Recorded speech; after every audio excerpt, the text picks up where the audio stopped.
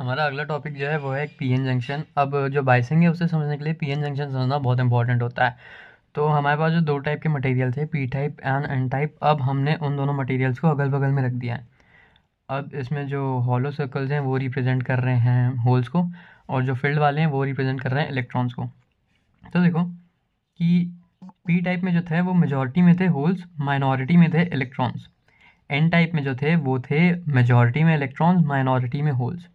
अब इन दोनों को अगल बगल रखने के बाद क्या हुआ कि इस साइड जो होल्स थे और इस साइड जो इलेक्ट्रॉन्स थे, देखो अब जहाँ भी होल्स क्रिएट होते हैं इलेक्ट्रॉन्स उनकी तरफ अट्रैक्ट होते हैं। तो इन्हें अगल बगल रखने के बाद इस साइड के थोड़े जो इलेक्ट्रॉन्स थे वो जाके यहाँ पर इस होल में कंबाइन होने लगते हैं।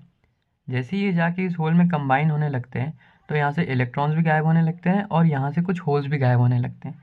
लेकिन यहाँ पर इलेक्ट्रॉन्स में जो मूवमेंट होती है, जैसे कि मैं अज्यूम करूँ कि यह ये वाले जो इलेक्ट्रॉन्स हैं जाके अगर इस एक होल से कंबाइन हुए तो ये होल्स भी ख़त्म हो गए एंड ये वाले इलेक्ट्रॉन्स भी ख़त्म हो गए, लेकिन ये इलेक्ट्रॉन्स किसी आटम के ही होंगे एंड ये जो होल्स हैं ये भी किसी आटम के होंगे। और इन ये जो दोनों मटेरियल हैं ये भी अलग अलग हैं। तो अब इस मटेरियल जिसमें से इलेक्ट्रॉन लूज़ हो रहा है उस पर कौन सा चार्ज गेन होगा?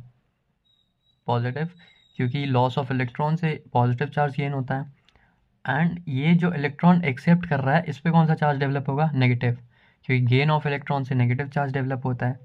तो थोड़े टाइम बाद जब ये वाले होल्स भी ख़त्म हो गए और ये वाले इलेक्ट्रॉन्स भी ख़त्म हो गए तो यहाँ पर एक लेयर डेवलप हुई चार्ज की, जो इस साइड जहाँ से इलेक्ट्रॉन लूज़ हुए वहाँ हुई पॉजिटिव, और जिस साइड इलेक्ट्रॉन गेन हुए उस साइड हुई नेगेटिव।